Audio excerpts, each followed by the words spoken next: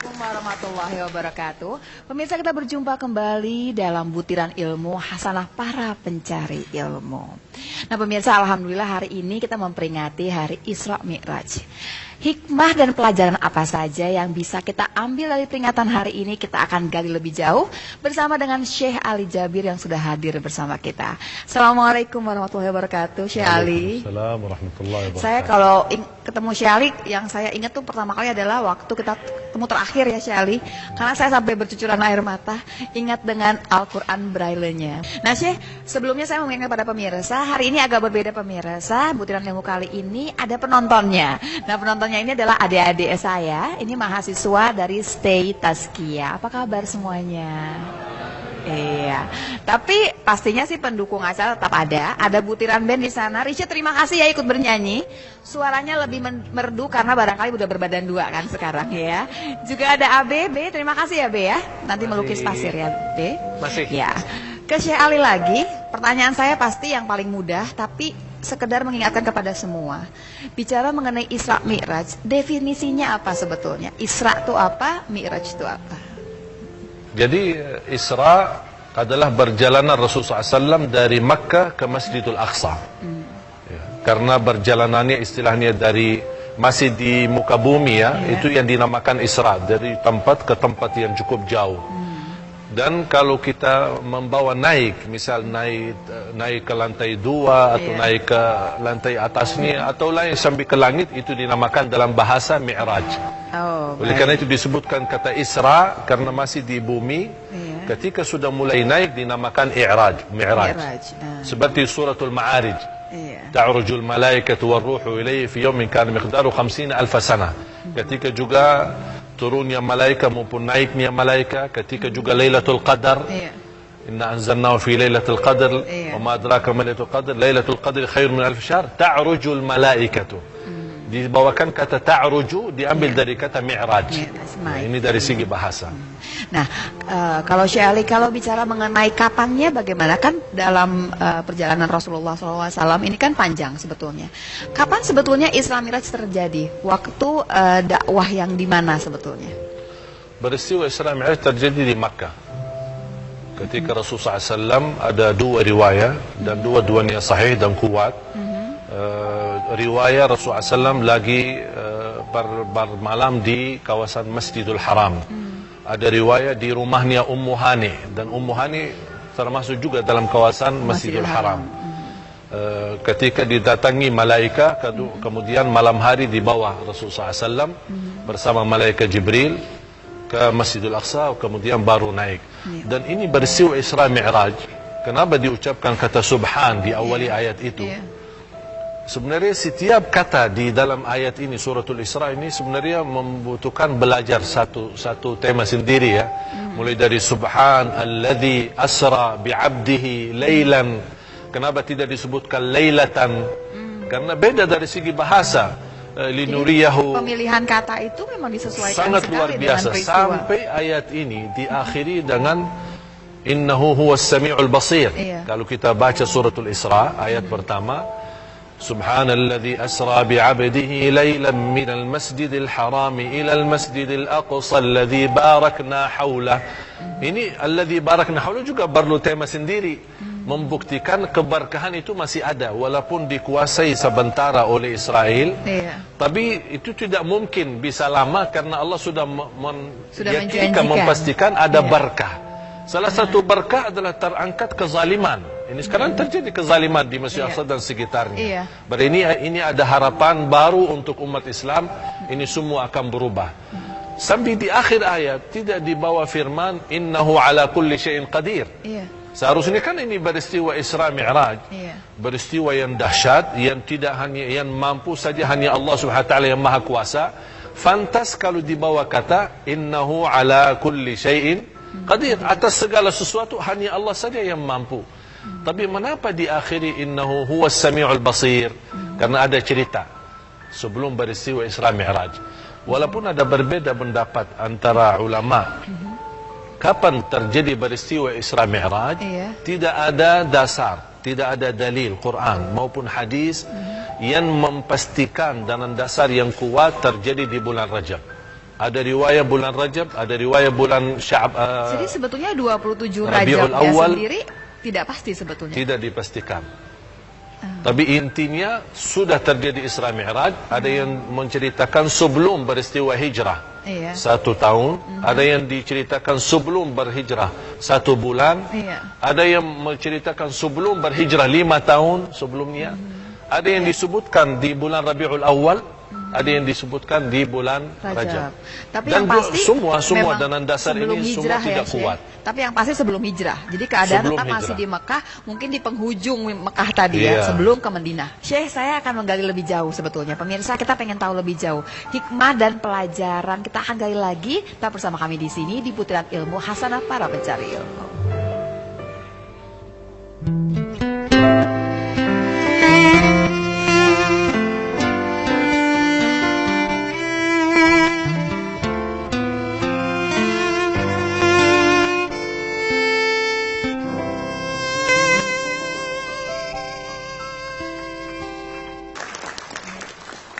Pemirsa, kembali lagi di Butiran Ilmu Hasanah Para Pencari Ilmu. Kita teruskan lagi pembahasan kita mengenai Isra Mi'raj.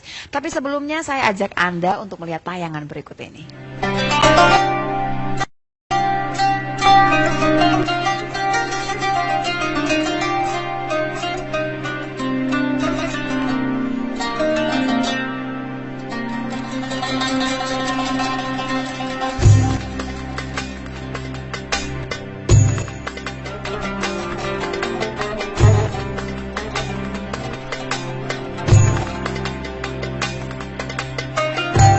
Iya, gambaran mengenai Masjidil Aqsa ya pemirsa ya. Bicara mengenai Isra Mi'raj, nggak mungkin kita nggak cerita mengenai Masjidil Aqsa. Baik lagi ke Syekh Ali. Syekh Ali bisa didetailkan nggak cerita mengenai waktu Isra itu apa saja yang kejadian, kemudian waktu Mi'raj itu apa saja yang kejadian yang dialami oleh Rasulullah SAW. Sebenarnya saya mengajak pemirsa untuk lebih banyak mempelajari ayat suratul Isra ya. Iya. Karena cerita suratul Isra dia menceritakan tentang Isra. Iya. Kemudian peristiwa Mi'raj di suratul Najm. Ya, dipisahkan supaya memang diberikan dua makna, dua Iya. arti. Karena ini memang dua istiwa bukan Dua satu. kejadian memang ya. Dua kejadian. Di suratul Najm dari ayat 1 sampai ayat 18. Allah Subhanahu wa taala di akhir ayat suratul Isra dengan innahu huwas samiul basir. Iya. Allah Maha mendengar dan Maha melihat. Iya. Dan Maha mendengar apa yang telah diucapkan kufar Quraisy terhadap Rasulullah SAW. Menghina perasaannya, ditolak dakwahnya, Iya. menghina sahabat radhiyallahu anhum di masa itu. Dan Allah Maha melihat melempar batunya oleh ahli Taif. Ketika Rasulullah SAW pergi ke Taif mengharapkan ditolong, Iya. malah justru Dia sengaja dilempar dilemparin sampai Rasulullah SAW berdarah. Sampai Rasulullah SAW pulang, berjalanan pulang, Rasulullah SAW beristirahat Iya. di salah satu tempat. Ada seorang Nasrani yang bekerja di salah satu kebun di At-Taif. Dan kebun At-Taif termasuk daerah yang cukup dingin, dikenal tanaman anggur. Iya. Ya, kalau Madinah dikenal kurma ya, Iya. karena daerah panas. Jadi anggur itu orang Nasrani itu membawa anggur kepada Rasulullah. melihat seorang lagi berdarah kemudian sedih dibantu diberikan anggur. Rasulullah SAW begitu mau makan mengucapkan Bismillah. Si Nasrani ini karena dia lama tinggal di negeri Arab, Iya. pertama kali mendengar seorang Arab mengucapkan Bismillah. Iya. Dan dia nugur, ini apa ini Bismillah? Ini saya pertama kali mendengar ucapan ini di budaya Arab atau di negeri Arab. Rasulullah SAW menceritakan, saya seorang Muslim, Nabi membawa Bismillah. Dan Rasulullah SAW mulai saling mengenal. Kamu siapa namanya? Nama saya Addas. Dari mana? Dari Nainawa. Nainawa salah satu daerah. Kata Rasulullah SAW, oh tempat kelahiran Nabi Yunus. Kaget si Nasrani. Kok bisa tahu? tahu Nabi Iya. Yunus? Ini kan mereka dia Nasrani mengerti agamanya. Iya. Kok bisa tahu Nabi Yunus? Ya, dia Nabi dan saya Nabi. Disitulah mulai seorang Nasrani langsung membuang diri di hadapan Rasulullah SAW dan mencium tangan Rasulullah SAW, mencium kepala Rasulullah SAW. Iya. Dan dia ikut mengucapkan kalimat syahadat bersama Rasulullah SAW. Masya Allah. Ketika kembali kepada yang punya kebun anggur ini, dia marah. Saya suruh kirimin kurma, anggur itu, kok malah kamu cium-ciuman apa ada? Ada apa ini? dia sampaikan, ini orang membawa sebuah cerita ke saya, tidak boleh dan tidak mungkin seorang bukan Nabi yang bisa tahu. Malamnya itu Rasulullah SAW bermalam di Makkah, langsung datangnya malaikat Jibril membawa Rasulullah SAW naik salah satu binatang dinamakan burak. Burak itu dibawa kuda, tapi cepatannya dan panjang mata melihat. Misal jarak mata melihat sejauh mana, itu satu langkah. Jadi langkahnya dia ikut pandangan mata. Berarti dalam waktu sebentar, dan saya bisa sampaikan, peristiwa Isra dan Mi'raj dia tidak bisa dihitungkan waktu. Karena ada satu riwayat dijelaskan, Rasul sudah Isra, bahkan sudah Mi'raj sambil yang ketujuh, pulang malam itu, tapi tempat tidurnya masih hangat. Sambil Rasulullah SAW ke Masjidul Aqsa, bertemu dengan ini juga peristiwa yang harus kita percaya karena itu peristiwa yang gaib. Peristiwa gaib apa? Allah SWT mengumpulkan seluruh para nabi dan rasul. Kalau dihitungkan 200, ada satu riwayat 24.000 para nabi dan rasul yang terkumpul di situ ketika Rasulullah SAW hadir di Masjidul Aqsa, dan mereka di situ berbaiat dan memastikan dan meyakinkan benar Rasulullah SAW adalah nabi yang benar, Rasulullah SAW nabi yang akhir zaman, nabi yang menutupi para nabi dan Rasulullah SAW, dan bertemu seluruh para nabi di situ. Kemudian Rasulullah SAW menimami salatnya di situ, menimami cerita masalah salat karena belum ada kewajiban salat ya. Cara salatnya itu memang sesuai yang sudah ditentukan kebiasaan, tapi caranya tidak dijelaskan, apakah ada rukuknya, sujudnya, tidak, karena belum ada turunnya waktu salat. Habis selesai bertemuan dengan para nabi ini juga salah satu peristiwa yang menenangkan hati Rasulullah SAW. Berarti seolah-olah kalau manusia juga tidak terima, ini masih ada para nabi dan rasul yang Allah bangkitkan dan Allah datangkan untuk mendukung dakwahmu. Baru kemudian naik Rasulullah SAW bersama malaikat Jibril Mi'raj. Dan ke peristiwa Mi'raj tetap masih ada hal-hal yang terjadi, tidak bisa naik secara lurus ya, ada agak istilahnya miring ya. Karena buktinya kalau kita lihat pesawat, penerbangan pesawat tidak bisa terbang begini, pasti akan meledak. Dan ini salah satu juga hikmah daripada Mi'raj, harus miring. Dan Allah SWT menjalankan sesuai hal-hal yang bisa dijalankan dalam kehidupan manusia. Walaupun Allah mampu, Allah Subhanahu mampu, kun fayakun selesai, tidak masalah. Tapi ada masih menunjukkan kemudian pelajaran kepada kita supaya manusia juga bisa mempercaya. Saya hentikan di Mi'raj yang belum selesai barangkali ya, tapi ini buat adik-adik di sini ya. Saya sih mendapatkan cerita yang agak berbeda yang biasanya saya dapatkan tiap tahun. Mudah-mudahan pemirsa di rumah juga mendapatkan cerita yang lebih detail lagi mengenai Isra dan Mi'raj sesaat lagi di Butiran Ilmu.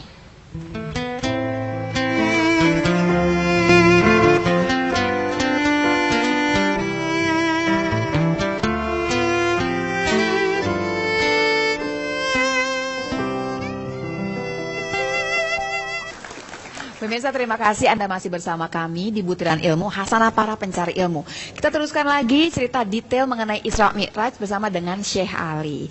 Syekh Ali, tadi Isra'nya sudah selesai, kita baru sampai ke Mi'raj. Nah, Mi'raj ceritanya seperti apa? Ketika Rasulullah SAW sudah selesai menjalankan tugas di Masjid Al-Aqsa, kemudian Rasulullah SAW dibawa naik sama malaikat Jibril. Proses naik itu kan mulai dari langit pertama sampai tembus ke langit ke-7. Antara bumi dan langit berjalanan 500 tahun kalau kita hitung perjalanannya. Kemudian lapisan satu langit itu 500 tahun. Kemudian antara langit pertama sama langit kedua 500 tahun. Dan seterusnya, coba hitung berarti berapa tahun dibutuhkan. Tapi subhanallah memang peristiwa ini cukup dahsyat.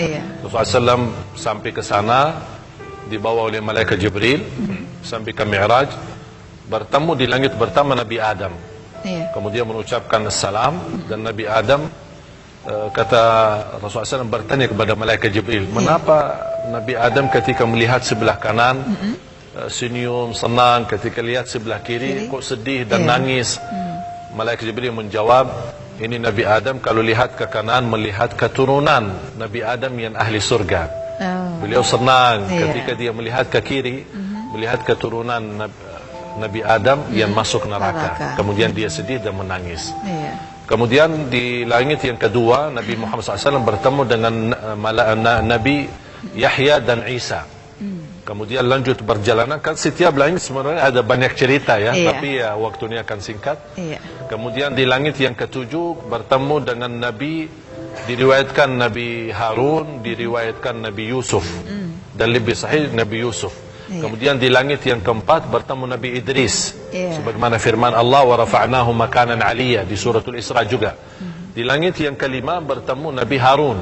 Iya. Di langit yang keenam bertemu Nabi Musa. Iya. Dan banyak cerita bersama Nabi Musa, Iya. tapi kita hanya singkatkan masalah salat ya. Iya. Di langit yang ketujuh bertemu yang ada di situ namanya Al-Baitul Ma'mur. Posisi Al-Baitul Ma'mur persis di atas Al-Ka'bah. Dan di situ ada Nabi Ibrahim alaihissalam. baik. Kemudian ada malaikat lagi tawaf. Rasulullah SAW melihat ribuan malaikat, 70.000 malaikat tawaf. Sekali tawaf, tapi ada ribuan malaikat yang antri. Giliran tawaf selesai, terus nak masuk malaikat lagi yang baru.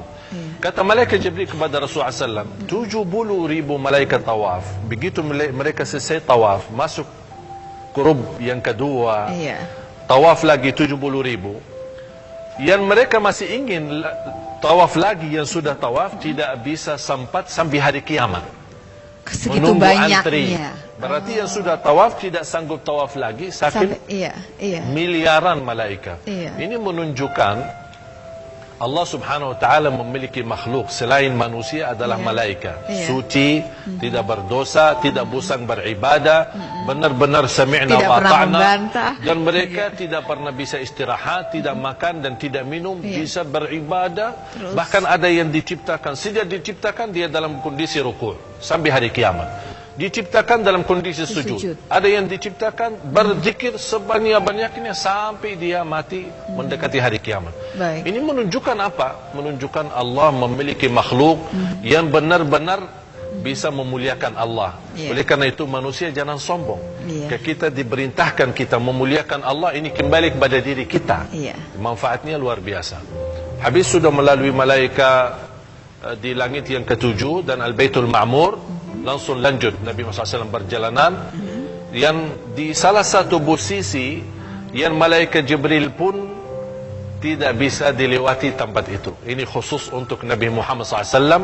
Jadi Inda Nabi Sidratil Jibril Muntaha. itu berhenti di sana. Ya, Ya. malaikat Jibril juga berhenti di sana. Malaikat Jibril berhenti, kemudian Nabi Muhammad lanjut perjalanan Inda Sidratil Muntaha. Iya. Inda Sidratil Muntaha adalah salah satu tempat yang Iya. dapat dekat dengan surga, dan di situ Allah Subhanahu wa taala membuka hijab dan bertemu langsung dengan Nabi Muhammad sallallahu alaihi wasallam dan mulai diperintahkan. Pertama diperintahkan sampai Rasulullah SAW gambaran peristiwa Mi'raj itu menunjukkan juga kemuliaan akhlak. Walaupun Nabi Muhammad dalam cerita ini, Nabi Muhammad jauh lebih mulia daripada malaikat Jibril. Iya. Karena posisi sampainya Nabi Muhammad, malaikat Jibril aja belum pernah sampai ke sana. Nggak ikut dia, nggak bisa. Tapi tetap di bawah suratul Isra dibawakan firman bi'abdihi. Sejauh mana seorang hamba mendapatkan posisi tertinggi, kemuliaan yang begitu luar biasa tanpa batas, tetap masih dia hamba Allah Subhanahu wa ta'ala. Baik. Ini menunjukkan arti daripada bi'abdi. Syekh, walaupun belum selesai nih Syekh, saya masih pengen dengar cerita bagaimana kemudian perintah sholat. Tapi saya mesti berbagi kepada adik-adik saya di sini. Ini saya yakin nih adik-adik di sini pasti mau bertanya ya. Silakan dari semua rentetan cerita tadi Syekh Ali, kalau ada pertanyaan boleh. Siapa adik-adik yang? Oke, silakan. Bismillahirrahmanirrahim. Assalamualaikum warahmatullahi wabarakatuh. Waalaikumsalam warahmatullahi wabarakatuh. Perkenalkan ya Syekh, nama saya Ardi Surya Nugraha, asal dari Lombok, bersekolah di State Tazkiyah.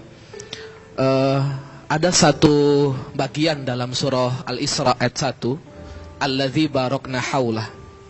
Saya pernah mendapatkan nasihat dari Ustadz Arifin Ilham bahwa salah satu hikmah Isra Mi'raj adalah bagaimana Allah Subhanahu wa taala menunjukkan bahwa seseorang itu ketika memakmurkan masjid, dia berisra dari masjid ke masjid, maka daerah sekitarnya itu akan diberkahi oleh Allah Subhanahu wa taala. Nah, Dari sini Iya. kan bisa diambil dua sisi, ya Syekh. Yang pertama, barokna di daerah Makkah dan Palestina. Yang kedua, bagaimana dengan keberkahan di daerah kita. Apa berkah yang didatangkan Allah kepada orang-orang yang memakmurkan masjid dan senantiasa menjaga salat berjamaah dan berdakwah di masjid. Karena mengundang keberkahan salah satunya melalui masjid. Baik. Saya rasa seperti itu. Iya, Jazakallah jadi khair, ini, Syekh. iya. Assalamualaikum warahmatullahi wabarakatuh. Waalaikumsalam warahmatullahi wabarakatuh. Jadi dibandingkan nih ceritanya ya. Kalau kita mengerjakannya di sini nih ya, dari masjid ke masjid, gimana nih Syekh Ali? Memang terbukti berkah kita beribadah kepada Allah Subhanahu wa taala memang terbukti dalam kehidupan kita. Orang yang suka ke masjid, cinta masjid, makmurkan masjid, dia merasa sedih dan belum tenang kalau begitu dengar azan tapi tidak segera ke masjid. Masjid ini sebenarnya kunci dalam membahagiakan kehidupan kita. Iya. 90% masalah manusia di masa ini karena jauh dari masjid. Tidak akan bisa diatasi masalah politik, masalah ekonomi, masalah sosial, masalah kehidupan sehari-hari kecuali dari masjid. Masjid di zaman Rasulullah SAW tempat meeting, bukan hanya tempat salat. Kita sekarang jadikan masjid untuk Cuma salat aja terus. salat, majlis pergi. ta'lim sudah selesai. Iya. Tempat masyuarah Rasulullah SAW masjid. Iya. Tempat pelatihan perang Rasulullah SAW di masjid. Tempat belajar ilmu masjid. Tempat Mestinya jadi pernikahan pusat semua masjid. Jadi luar kegiatan biasa. harusnya. Mereka sudah menjadikan masjid adalah sumber membahagiakan kehidupannya. Jadi memang harusnya pusatnya di sana ya. Luar biasa. Nah, Syekh, mestinya ada satu lagi yang barangkali ingin bertanya. Kita masih punya waktu barangkali, silakan. Bismillahirrahmanirrahim. Assalamualaikum warahmatullahi wabarakatuh. Waalaikumsalam warahmatullahi wabarakatuh. Perkenalkan, nama saya Aisyah dari Stay Tazkiyah. Menarik sekali, terima kasih banyak atas sharing hari ini.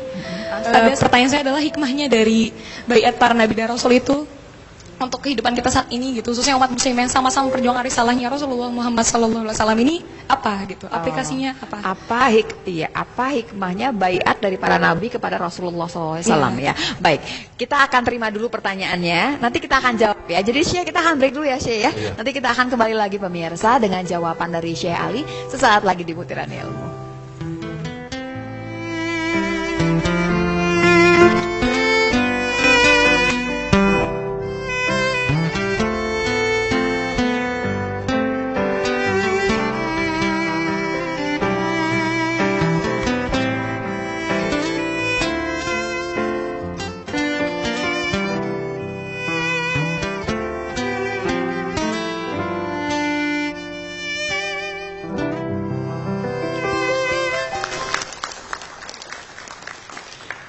Baik pemirsa, kita kembali lagi ke pembahasan kita mengenai Isra Miraj. Dan tadi kita mendengar pertanyaan dari Aisyah, dari penonton kita dari Stay Tazkiyah ya.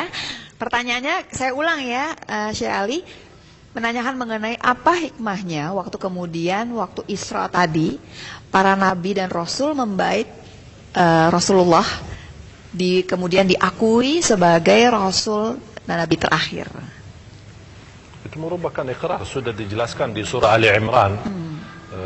Saya tidak bisa meneliti ya semuanya, tapi bisa dibuka di surah Ali Imran ayat 81. Iya. Bagaimana mereka telah membuktikan dan mengikuti dalam berjanjian untuk sayangi Rasul, cintai Rasul, menolong Rasul SAW dalam dakwah ini. Dan sebenarnya inti daripada peristiwa ini, pertemuan dengan para nabi dan bayat ini sebenarnya bukan untuk kita. Kembali kepada ayatul Isra, linuriyahu min ayatina, untuk beliau, untuk sallallahu alaihi wasallam. Karena terjadi banyak hal, kesedihan, peristiwa-peristiwa yang betul-betul membuat Rasulullah supaya jangan sampai ada kelemahan dalam hati, kelemahan dalam tenaga, tetap terus berjuang dalam dakwah. Rasulullah SAW dipertemukan dengan para nabi dan mereka memberikan dukungan, memberikan baiat, memberikan ikrar sebagai nabi yang terakhir dan mengucapkan kalimat syahadat asyhadu an la ilaha illallah wa asyhadu anna muhammadar rasulullah sebagai kunci. Baik pemirsa, di segmen kali ini ada yang berbeda karena sesaat lagi saya akan mengajak Anda untuk melihat stand up yang tidak akan bikin Anda ketawa, tapi barangkali bisa bikin Anda menangis karena ini adalah stand up dakwah.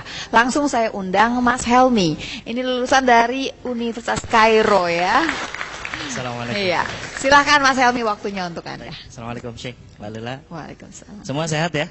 Alhamdulillah. Bismillah. Wassalatu wassalamu ala Rasulillah.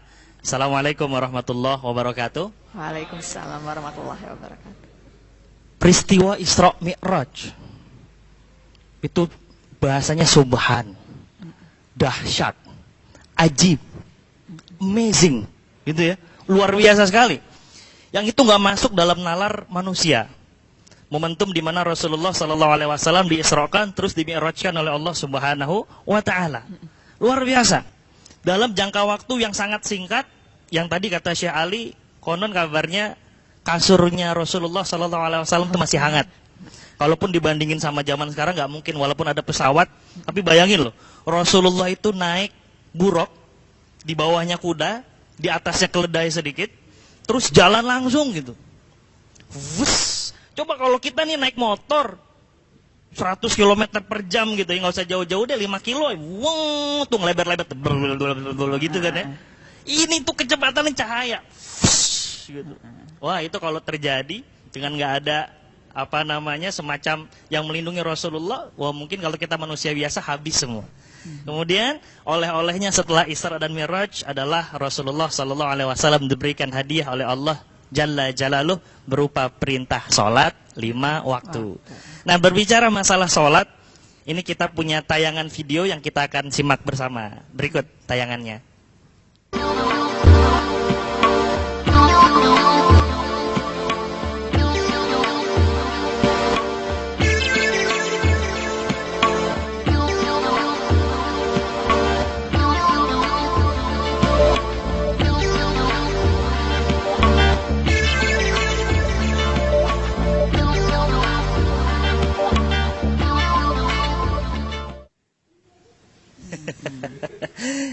Luar biasa tadinya ditepok, salto ke belakang gitu ya. Iya. Kalau saya yang ditepok, saya salto belum sampai sempurna, dijatuh duluan begitu tadi. Allahu Akbar. Berbicara masalah sholat ini, pemirsa sekalian, katanya sholat itu, kalau Allah Ta'ala fi kitabihil karim, inna sholata tanha anil fakhsya'i wal munkar. Kan katanya sholat itu mencegah dari perbuatan keji dan mungkar. Iya. Tapi kenapa kok ada orang yang terlihat zohirnya sholat, dia kelihatan tepat waktu, tapi kok masih melakukan keburukan-keburukan gitu? Boleh jadi itu pertanda ada yang salah dalam sholatnya dia.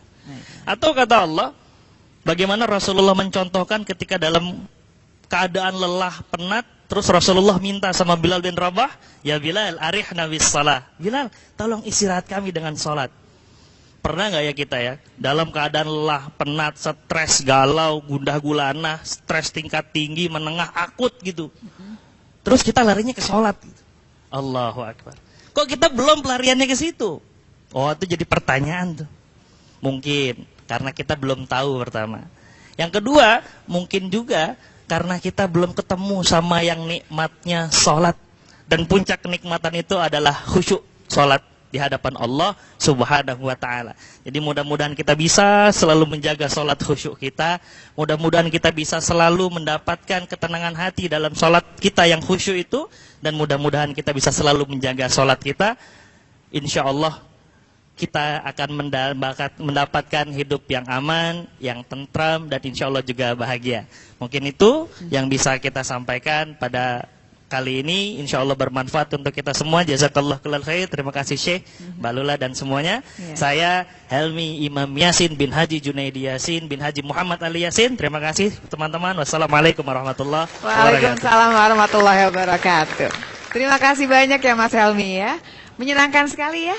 Ada ketawanya juga pemirsa dari stand up dakwah tadi, tapi banyak isinya yang kita dapatkan. Mungkin salah satunya adalah kita harus bertanya kepada diri kita sendiri. Bisa tidak ya kalau kemudian sholat itu jadi pelarian untuk semua dalam kehidupan kita. Sesaat lagi kita gali lebih jauh mengenai Isra Mi'raj di Butiran Ilmu.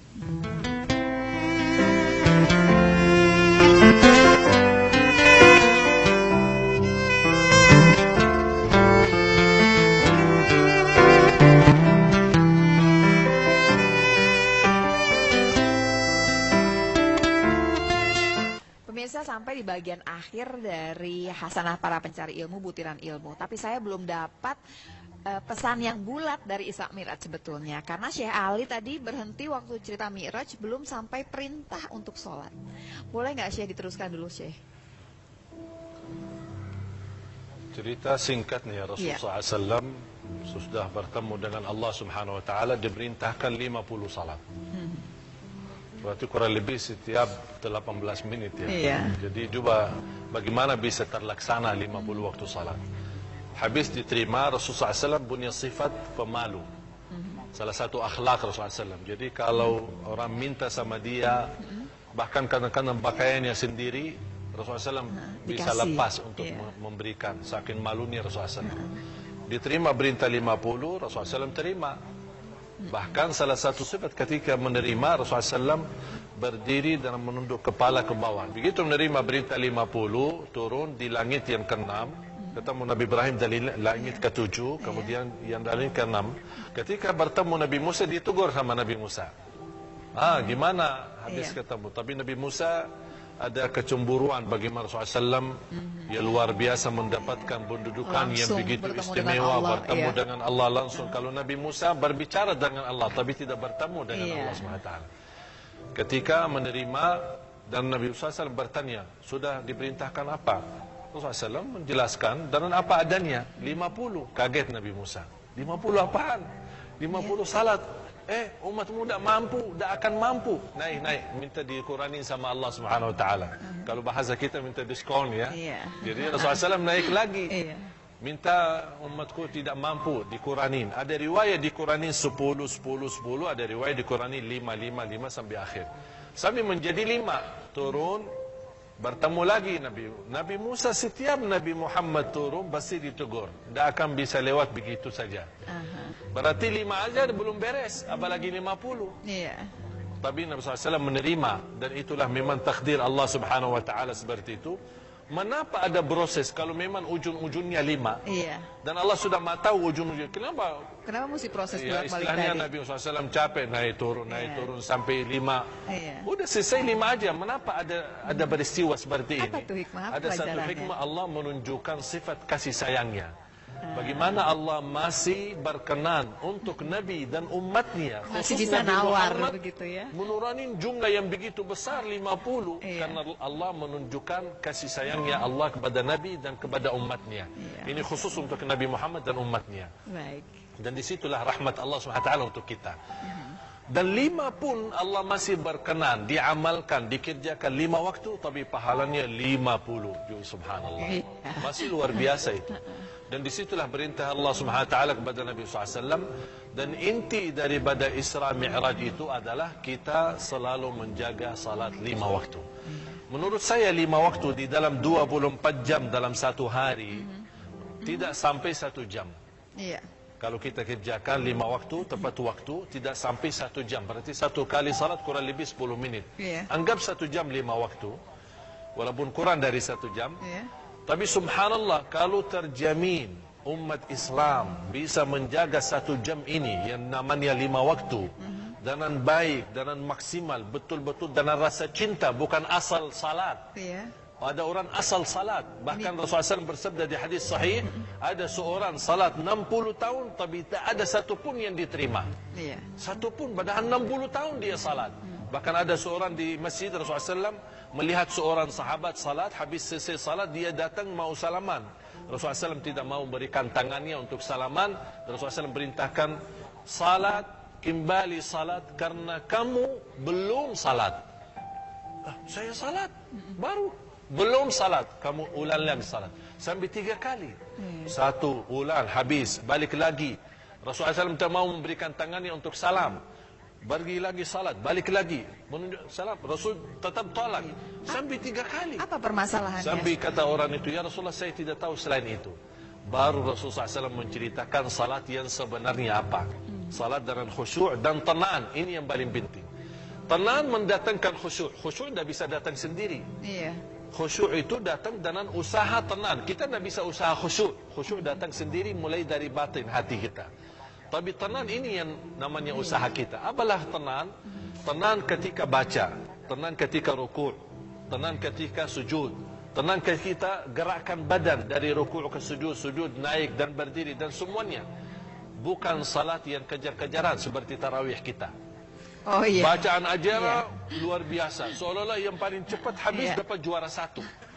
Ini terlaksana tarawih. Padahal inti dari tarawih kita panjang salat, lama salat supaya bisa istirahat. Iya, jadi kita bisa lihat bahwa Isra Mi'raj sendiri sebetulnya mengingatkan kepada kita bahwa kita merapihkan sholat kita. Ingat loh perintah sholat ini yang sebegitu repotnya oleh Rasulullah SAW sampai kemudian sampai kepada kita. Kalau kita mempelajari Isra Mi'raj justru akan malu. Mengapa Allah Subhanahu wa taala memilih Nabi Muhammad naik? Kan bisa melalui wahyu, gampang Iya, saja. iya. Semua perintah Tapi agama prosesnya melalui wahyu. sebegitu rumit Kecuali sebetulnya. Rasulullah SAW disuruh berjalanan cukup jauh. Iya. Bukan hanya ini menenangkan Rasulullah SAW. Allah memberikan satu pesan, barang siapa yang punya masalah, silahkan hubungi saya langsung melalui salat. Iya. Tidak melalui malaikat Jibril, tidak melalui wali, tidak melalui siapa-siapa. Ini langsung berhubungan sama Allah Subhanahu wa taala. Baik. Melalui zakat, melalui sedekah pasti ada. Tak bisa sedekah kepada Allah, tapi kita sedekah kepada orang yang membutuhkan sedekah, baru dapat pahala dari Tapi Allah. kalau sholat ini langsung. Langsung. Iya. Baik, terima kasih Syekh Ali. Mudah-mudahan pemirsa kita belajar banyak hari ini, di mana yang lebih penting dari peringatan Isra Mi'raj bukan harinya, tapi peringatan kepada diri kita sendiri untuk beribadah lebih baik dalam sholat kita, di mana kita langsung bertemu kepada Allah Subhanahu wa taala. Pemirsa, sampai jumpa lagi dalam butiran ilmu hasanah para pencari ilmu berikutnya. Wassalamualaikum warahmatullahi wabarakatuh.